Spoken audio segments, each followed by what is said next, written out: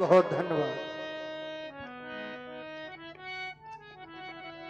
तेरी चौखट पे आना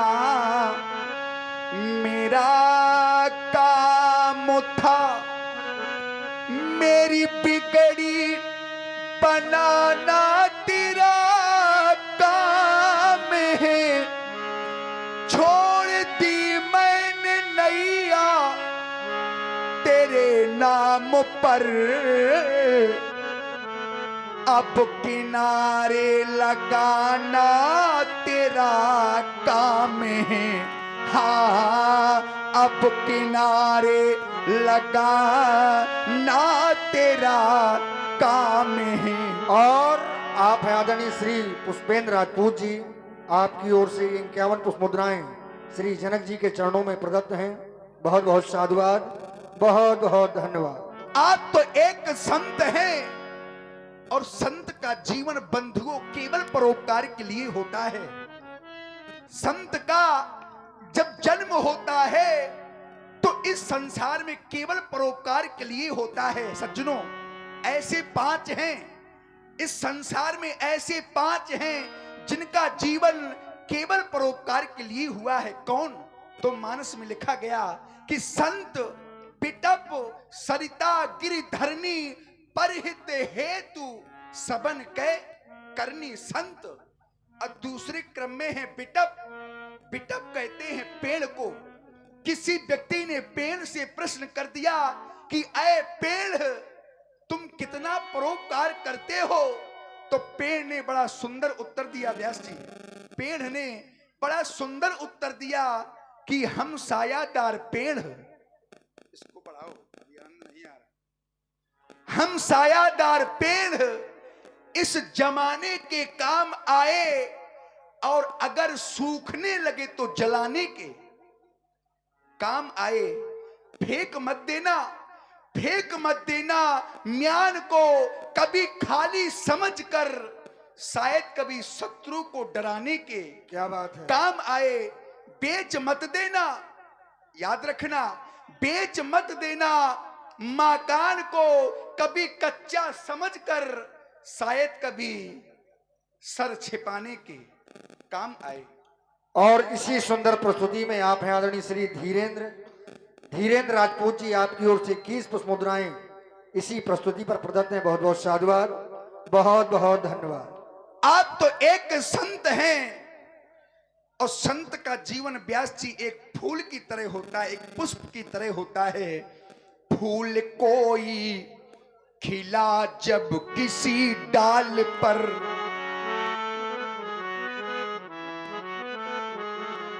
फूल कोई खिला जब किसी डाल पर, तो धूल से रूप ले कर संवरना पड़ा। धूल से रूप ले कर संवरना पड़ा।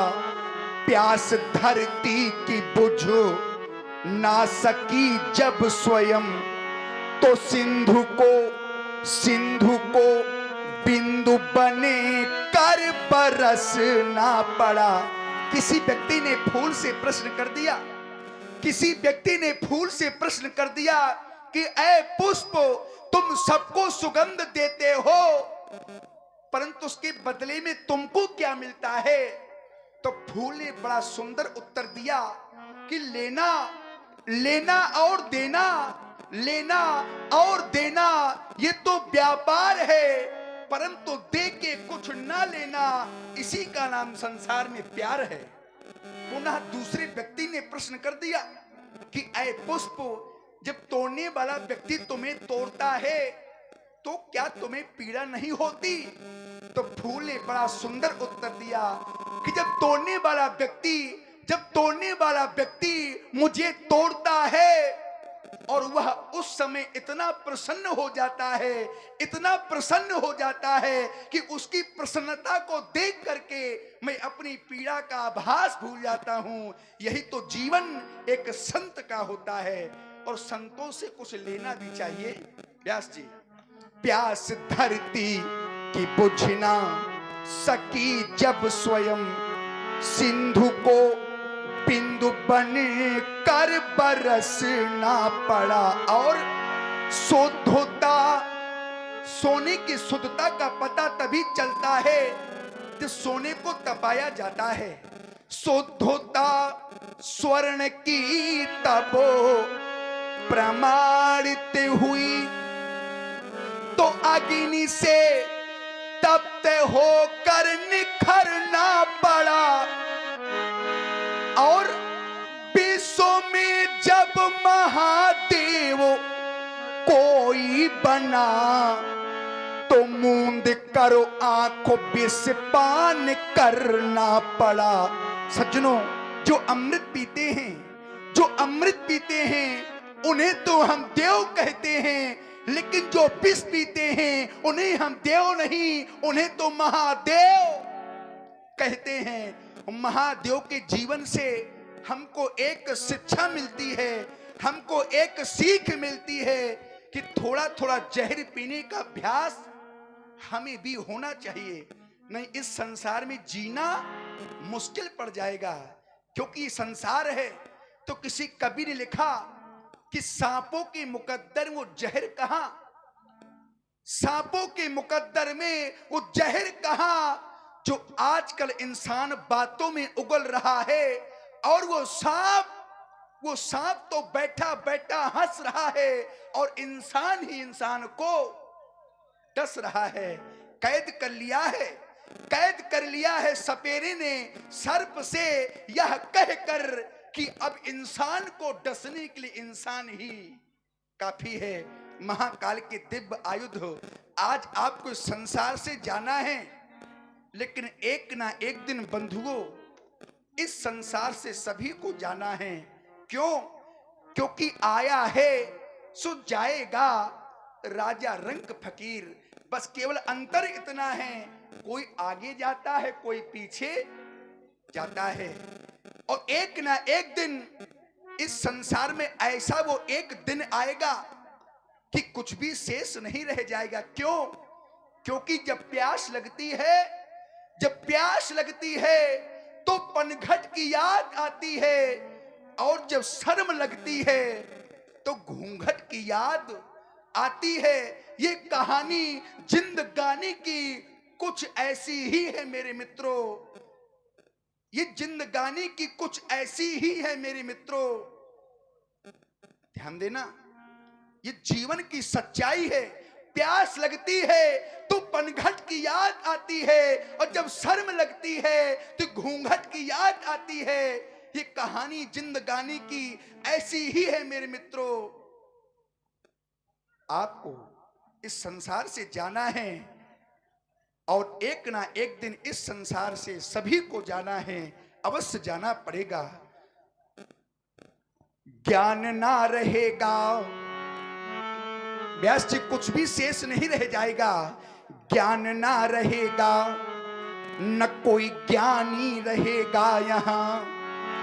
ये राजना रहेंगे, न राजधानी रह जाएगी। और राज ना रहेगा ना राजधानी रह जाएगी। इसी सुंदर प्रस्तुति पर आप हैं पुनः हमारे डॉक्टर श्री राजू राजपूत जी। आपकी ओर से 100 पुष्प मुद्राएं महाराज श्री जनक जी के चरणों में सादर समर्पित हैं। बहुत बहुत साधुवाद, बहुत बहुत धन्यवाद। ज्ञान ना रहेगा, न कोई ज्ञानी रहेगा यहाँ। ये राजना रहेंगे, न राजधानी रह जाएगी। और ये महल भी ना रहेंगे। जिन महलों को पा करके अभिमान करते हो, क्या होगा उन महलों का? अरे वो महल तो खड़े रह जाएंगे और मुसाफिर चल पड़ेगा। ये महल भी ना रहेंगे और दो महले भी ना रहेंगे यहाँ। ये भवन ना रहेंगे, न कोई छानी रह जाएगी। और सज्जनों, प्रेम की गरिमा क्या होगा? उस प्रेम का तो आचार्य वाणी कहती है व्यास जी, प्रेम की गरिमा ना रहेगी इस वसुधा में, अपनी ना रहेगी न कोई बिरानी रह जाएगी। और सज्जनों, हम भी ना रहेंगे यहाँ और तुम भी ना रहोगे यहाँ, क्योंकि कहने को केवल कहानी रह जाएगी। स्वीकारे मेरे अंतिम श्रद्धा के सुमन, क्योंकि आज मेरी बेटी जानकी के हित के लिए आपको इस संसार से जाना होगा। जनक की जानकी के हितो प्रभो आप बलिदानी हो जाए, प्रभो आप बलिदानी हो जाए, प्रतिज्ञा पूर्ण हो जाए,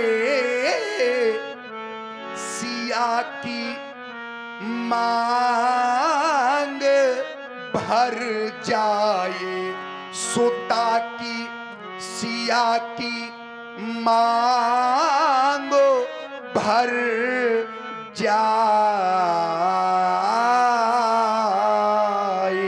प्रेमी सज्जनों, प्रेम से बोलिए श्री शंकर भगवान की जय हो।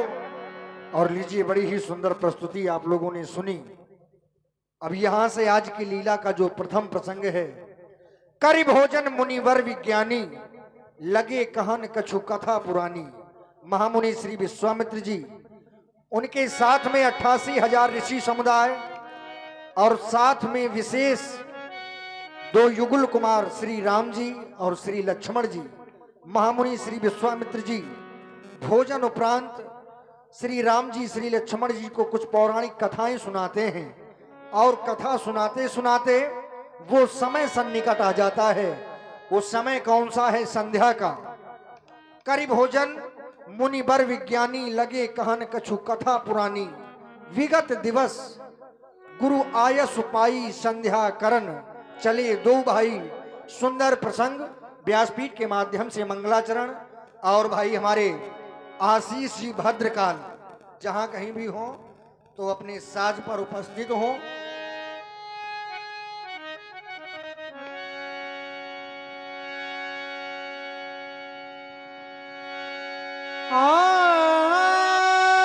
मंगल भवन जय हो। अमंगल हारी,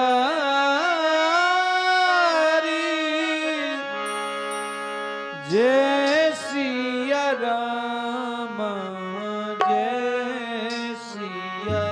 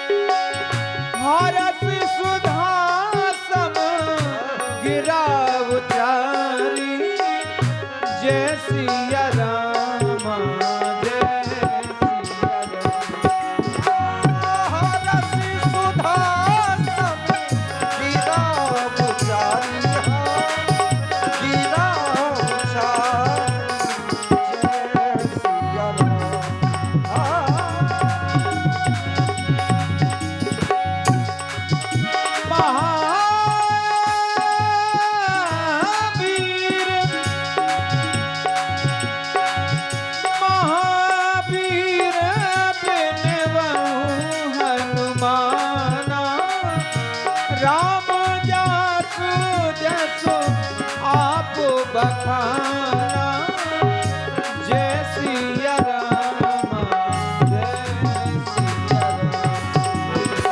कर भोजन मुनिवर विज्ञानी लगे कहने कछु कथा पुरानी विगत दिवस गुरु आयस पाई संध्या करन संध्या करन संध्या करन संध्या करन चले दो भाई जय सिया राम जय सिया राम।